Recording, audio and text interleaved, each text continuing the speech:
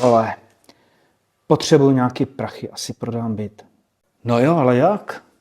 Vlastně Tonda prodával minulý rok přes internet kočárek. Tak já mu zavolám.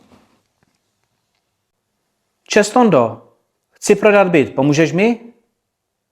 Jasně, kámo, to voláš dobře. Tak v kolik a kde? Tak ve 4 u mě. Dáme pivko a vyděláme. OK, budu tam. Čus, Toni! Darec! Tak co, Aďoš, za kolik ten kvartír chceš prodat? No dívej, teď jsem viděl na TikToku, že je trend si nastřelit vlasy. A podívej se na mě, ty vole.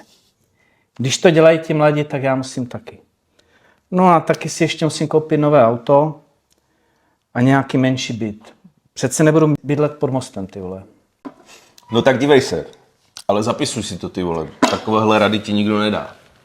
Za prvé, nepřemýšlej a střel to tam. A kde? Jo, dej to na Bazoš a na Facebook, to je klasika. Jo? Za druhé, posloucháš mě? Chceš ty vlasy nebo ne? No chci. Tak to dej aspoň za 5 mega, ať zbyde něco pro mě. Přece mě nenecháš na suchu, ne? 5 mega za 2+1 v Havířově? Jasné, vyšší cena, vyšší kvalita, ne, vole. No jo, to dává smysl.